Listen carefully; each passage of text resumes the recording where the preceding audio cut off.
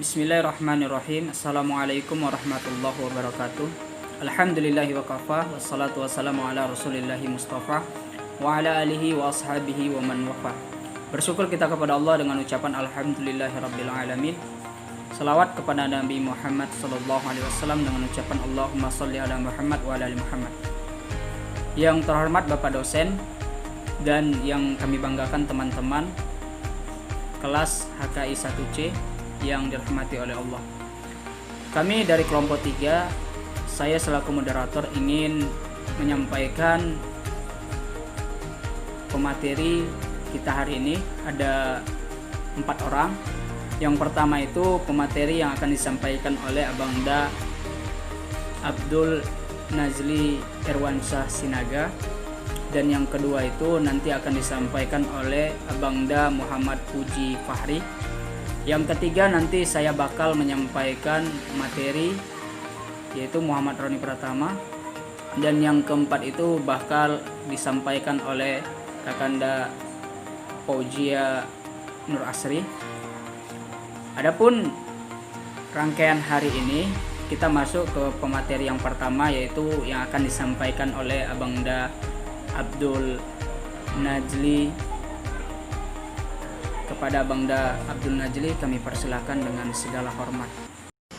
Assalamualaikum warahmatullahi wabarakatuh.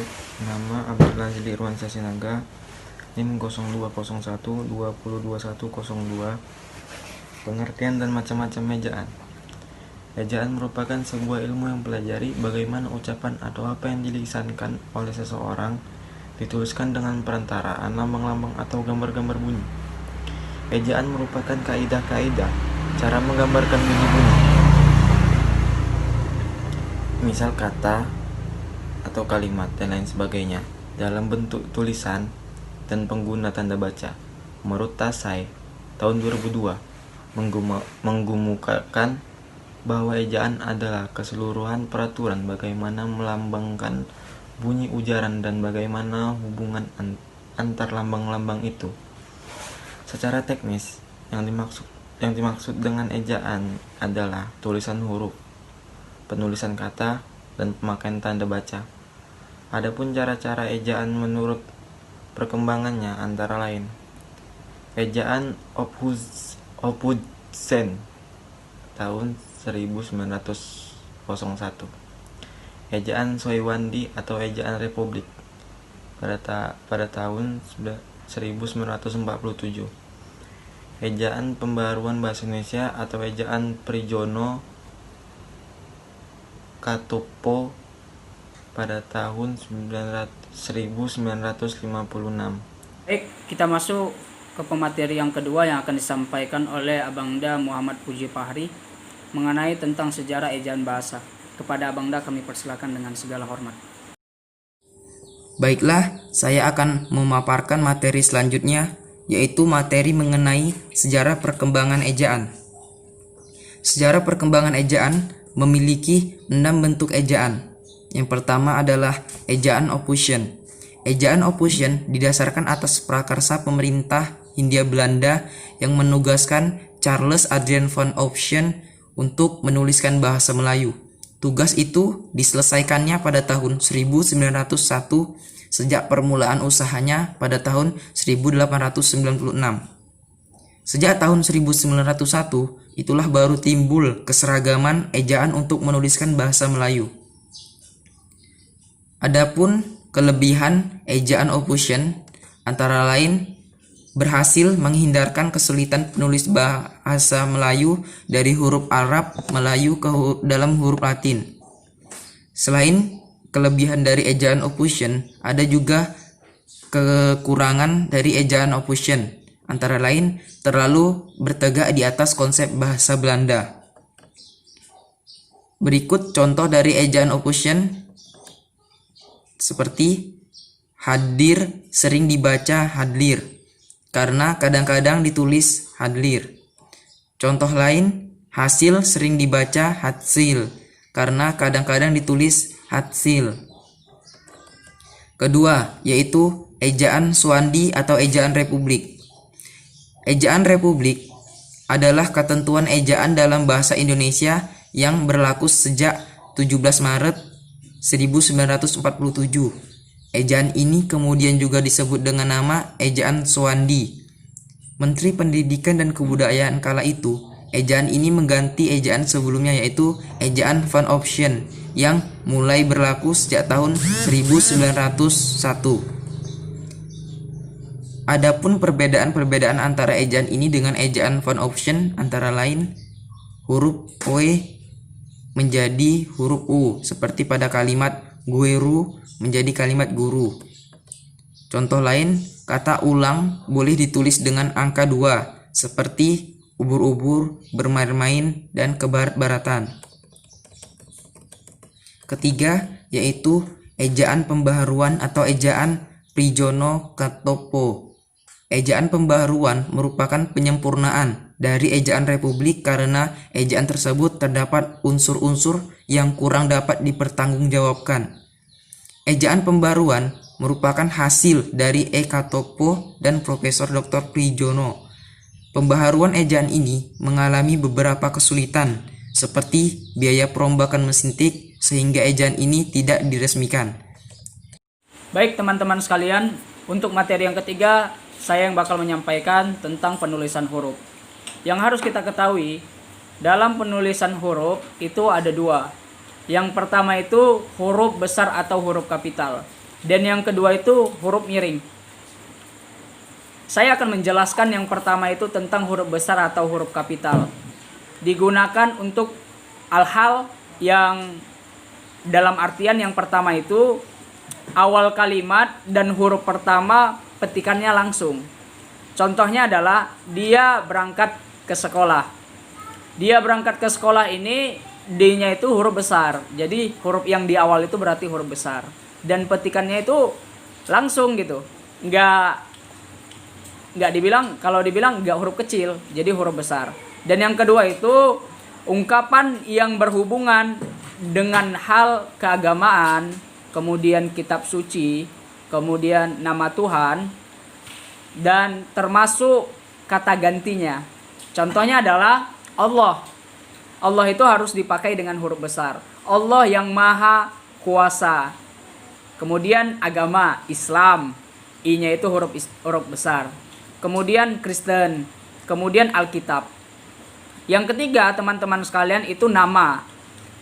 Huruf awal gelaran kehormatan, keturunan, keagamaan yang diikuti nama orang.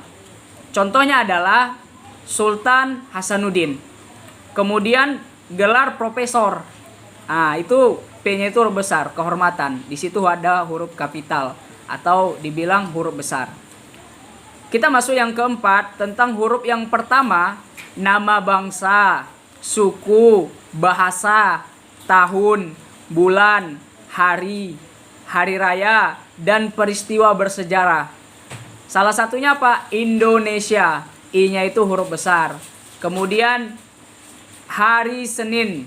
Seninnya itu huruf besar. Kemudian hari kebangkitan nasional. K-nya itu besar dan N-nya itu besar. Itu huruf kapital. Dan yang kelima itu huruf pertama khas dalam geografi. Itu salah satu contohnya adalah Danau Toba. Kemudian geografi itu nama jalan. Jalan Surabaya, itu J-nya huruf besar, Surabayanya itu huruf besar. Kemudian yang keenam, huruf pertama nama resmi badan, lembaga pemerintah, ketatanegaraan, dan dokumen resmi. Contohnya adalah Dewan Perwakilan Rakyat, itu nama instansi pemerintah. D-nya itu huruf besar Dewan, P-nya itu huruf besar perwakilan, R-nya itu rakyat, itu huruf besar. Kemudian yang ketujuh, huruf pertama semua kata utama dalam buku, makalah, surat kabar, dan judul karangan. Contohnya adalah pelajaran matematika. Pelajaran itu kan huruf besar, P-nya itu. Kemudian matematika, mata pelajaran. M-nya itu kan harus dibarengi dengan huruf kapital, huruf besar. Dan yang kedelapan, yang terakhir ini mengenai tentang huruf kapital itu singkatan nama gelar dan sapaan huruf pertama kata tunjuknya adalah yang berhubungan tentang keakraban yang dipakai sebagai kata ganti. Maksudnya gimana? Contoh nih, salah satu contoh, Dr. Muhammad Yunus Daulay. Dokternya itu kan gelar, kedekatan. Jadi nama, gelar dibarengi dengan huruf kapital. Di situ dia.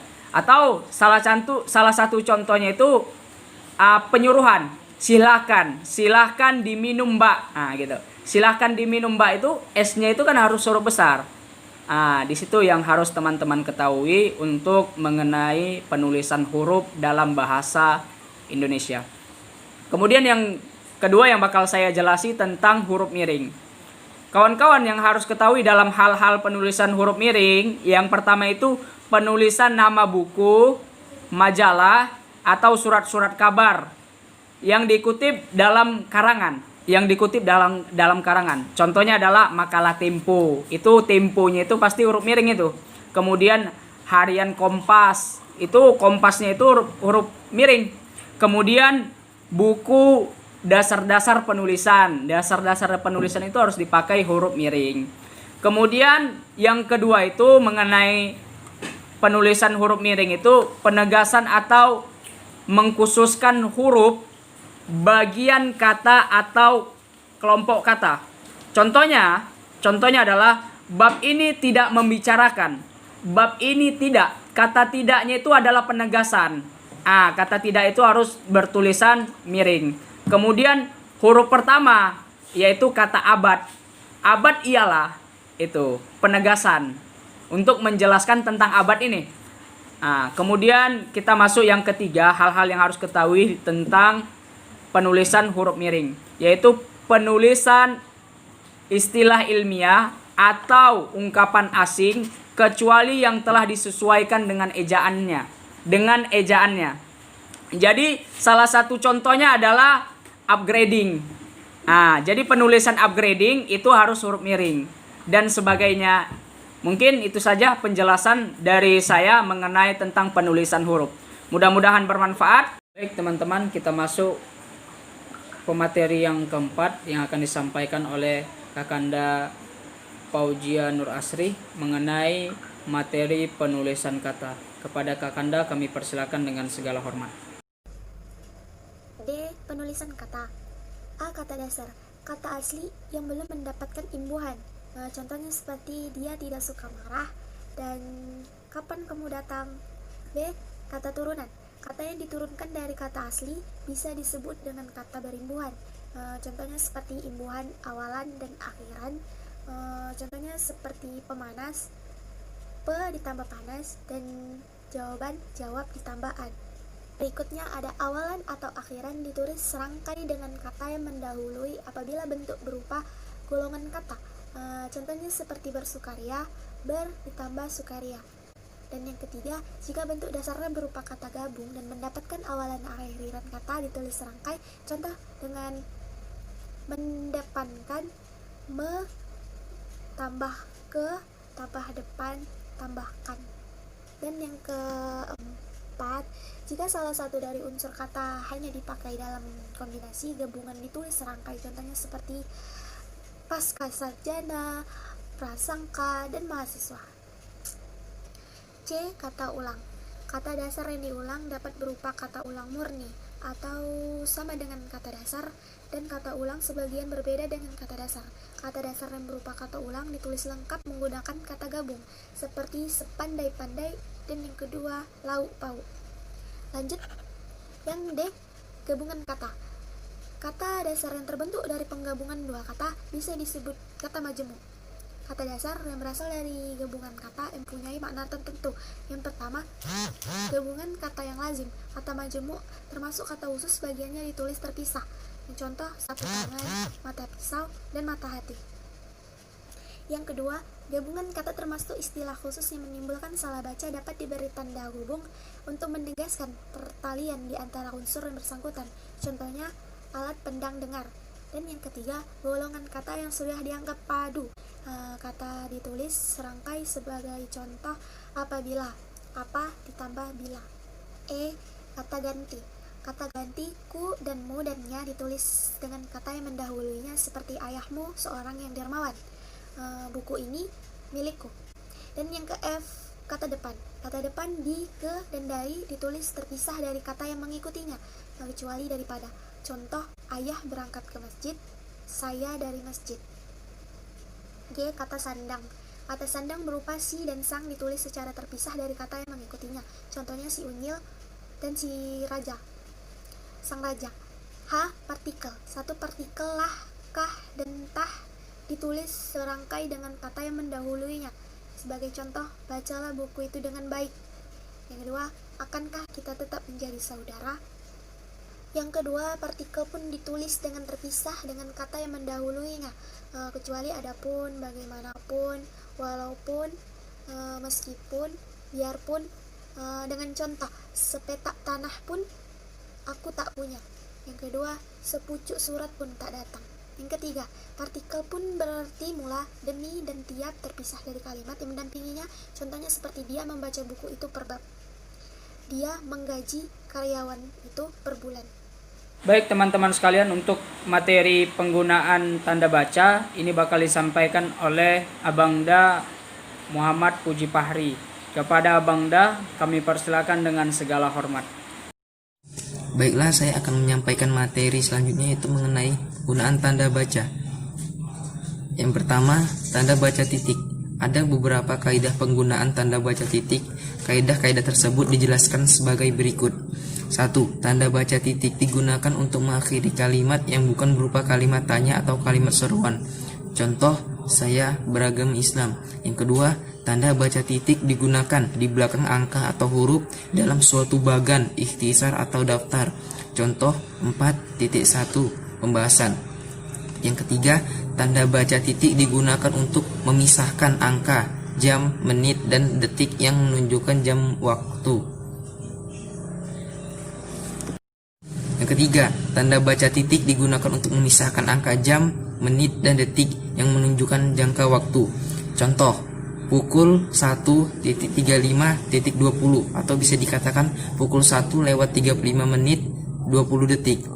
Yang keempat, tanda baca titik digunakan di antara nama penulis tulisan.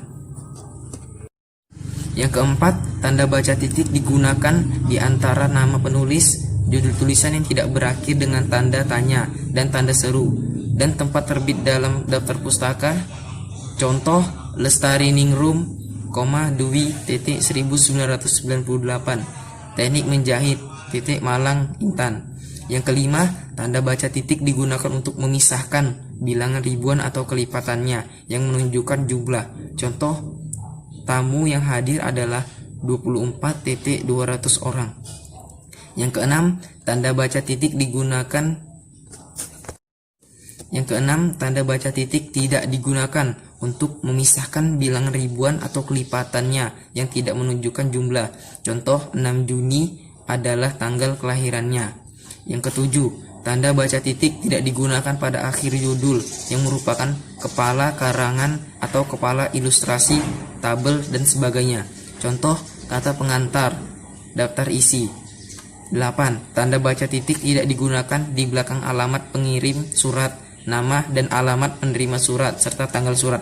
Contoh, yang terhormat, Rektor UIN Malang, Jalan Ganjayana 50 Malang. Yang kedua adalah tanda baca koma.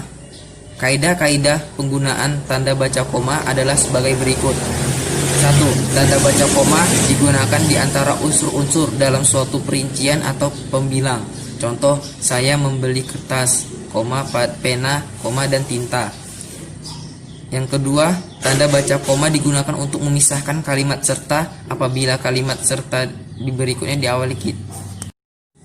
Yang kedua, tanda baca koma digunakan untuk memisahkan kalimat setara apabila kalimat setara berikutnya diawali kata tetapi atau melainkan. Contoh, ayah suka buah, tetapi ibu tidak. Yang ketiga, tanda baca koma digunakan apabila anak kalimat mendahului. 3. Tanda baca koma digunakan apabila anak kalimat mendahului induk kalimat. Contoh, atas perhatian Bapak, saya terima kasih.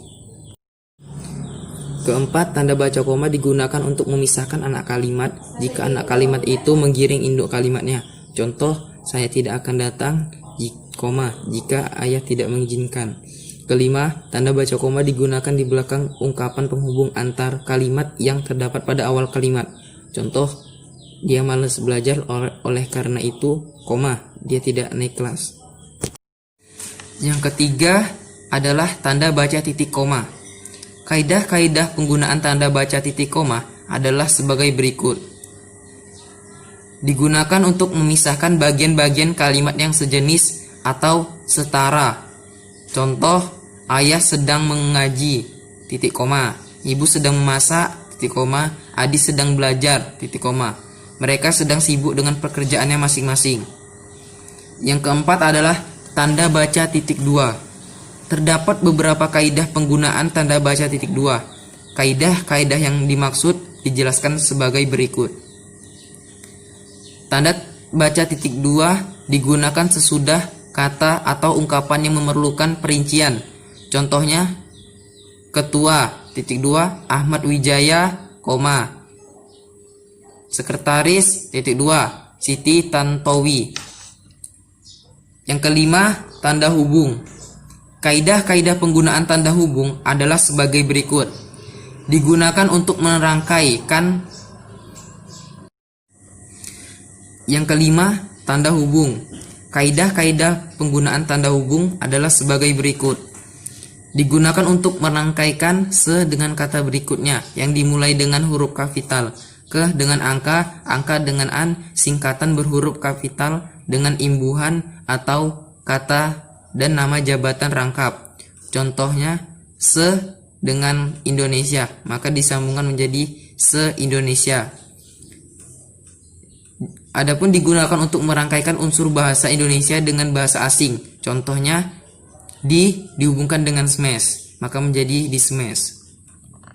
Yang keenam, tanda pisah.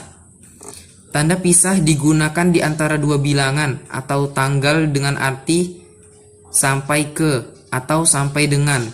Penulisan tanda baca pisah dinyatakan dengan dua buah tanda hubung tanpa spasi sebelum dan sesudahnya. Contohnya 1910. Contohnya 1910 sampai 1945.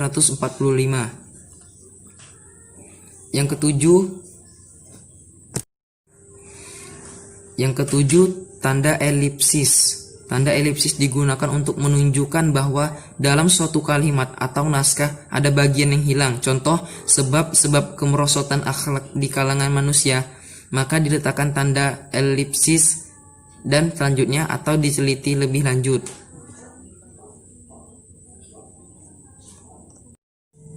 Yang kedelapan, tanda kurung.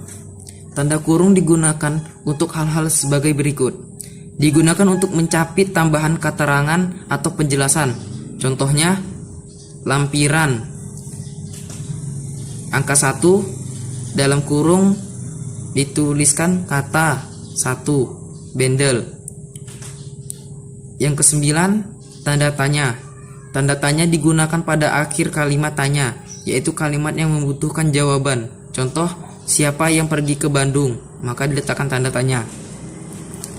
Yang ke-10, tanda seruan. Tanda seru digunakan sesudah ungkapan atau pernyataan yang berupa seruan atau perintah yang menggambarkan kesungguhannya atau emosi yang kuat. Contoh, duduklah, maka di akhir kalimat diletakkan tanda seru. Yang ke-11, tanda kurung siku. Tanda kurung siku digunakan untuk mengapit keterangan dalam kalimat penjelas yang sudah bertanda kurung. Contoh, persamaan kedua proses itu diletakkan tanda kurung, perbedaannya dibicarakan pada bab 2, maka diletakkan tanda kurung siku. Yang di dalam tanda kurung siku itu diletakkan kalimat, lihat halaman 35 sampai 38, maka diletakkan lagi tanda kurung siku dan tanda kurung biasa. Yang ke-12, tanda petik. Tanda petik ini digunakan untuk mengakhiri petikan langsung. Adapun kaidah penggunaan tanda petik yang dimaksud adalah sebagai berikut. Contoh kata toko. Contoh kata toto, maka diletakkan tanda petik. Saya juga berpuasa. Yang ke-13, tanda petik tunggal. Tanda petik tunggal digunakan untuk menggapit makna, terjemahan, dan penjelasan kata atau ungkapan asing. Contohnya reformasi, maka diletakkan tanda petik tunggal, baru kalimat perubahan. Yang ke-14, tanda garis miring. Tanda garis miring digunakan di dalam menulis nomor surat, nomor pada alamat, dan penandaan masa 1 tahun yang terbagi dalam 2 tahun takwin. Yang ke-14, tanda garis miring. Tanda garis miring digunakan di dalam menulis nomor surat, nomor pada alamat, dan penandaan masa 1 tahun yang terbagi dalam 2 tahun takwim. Contoh, tahun anggaran 2011, garis miring 2012. Yang ke-15, tanda apostrof. Tanda penyingkat atau apostrof. Ini digunakan untuk menunjukkan penghilangan bagian kata atau bagian angka tahun. Contoh, malam, lah, tiba. Untuk yang terakhir teman-teman sekalian, materi tentang unsur serapan ini bakal disampaikan oleh pemateri yang pertama tadi, Abangda Abdul Najli. Kepada Abangda Abdul Najli kami persilakan untuk menyampaikan materi unsur serapan. F. Unsur serapan. Sampai saat ini, bahasa Indonesia berkembang pesat dari waktu ke waktu. Dalam perkembangannya, bahasa Indonesia menerima berbagai unsur dari bahasa-bahasa lain, termasuk dari bahasa asing. Unsur dari bahasa asing tersebut kemudian diserap ke dalam bahasa Indonesia. Contoh kata yang sudah melalui penyerapannya itu: accommodation menjadi akomodasi, sistem menjadi sistem, variety menjadi varietas, skripsi menjadi skripsi. Demikian kaidah penelusuran huruf menurut kata dan kaidah penelusuran serta penggunaan tanda baca yang berlaku di dalam ejaan yang disempurnakan dalam bahasa Indonesia. Dibesarkan uraian di atas. Kesimpulannya, ejaan bahasa Indonesia telah mengalami perkembangan tersebut diantaranya ejaan option, ejaan Suwandi, ejaan pembaharuan, ejaan Malindo, ejaan baru, dan ejaan yang disempurnakan. Yang kedua, ejaan adalah sebuah ilmu yang mempelajari bagaimana ucapan atau apa yang dilisankan oleh seseorang ditulis dengan perantaraan lambang-lambang atau gambar-gambar bunyi. Yang ketiga, ejaan memiliki komponen penulisan huruf, penulisan kata, penggunaan tanda baca, serta unsur serapan. Yang keempat, ejaan yang disempurnakan merupakan seperangkat aturan atau kaidah penggunaan bahasa Indonesia dalam konteks resmi, baik lisan maupun tulisan. Yang kelima, penulisan huruf yang terdapat dalam ejaan yaitu penulisan huruf miring dan huruf kapital. Yang keenam, penulisan kata yang terdapat dalam sebuah ejaan, yakni kata dasar, kata ulang, kata ganti, gabungan kata, dan lain sebagainya. 7. Pemakaian tanda baca yang terdapat dalam ejaan diantaranya tanda titik, tanda koma, tanda seru, tanda tanya, titik dua, tanda ketik, tanda miring, dan lain-lain. 8. Dari penjabaran di atas, ejaan sangat dibutuhkan dalam hal penulisan, misalnya dalam penulisan karya ilmiah, skripsi, dan tesis. Demikianlah kesimpulan dari saya. Assalamualaikum warahmatullahi wabarakatuh. Mungkin cukup sekian materi presentasi kami pada hari ini tentang ejaan bahasa Indonesia dari kelompok 3. Apabila ada kata-kata yang kurang berkenan atau ada kata-kata yang salah, mohon dimaafkan karena kehilafan hanya pada diri kami pribadi dan kesempurnaan hanya milik Allah.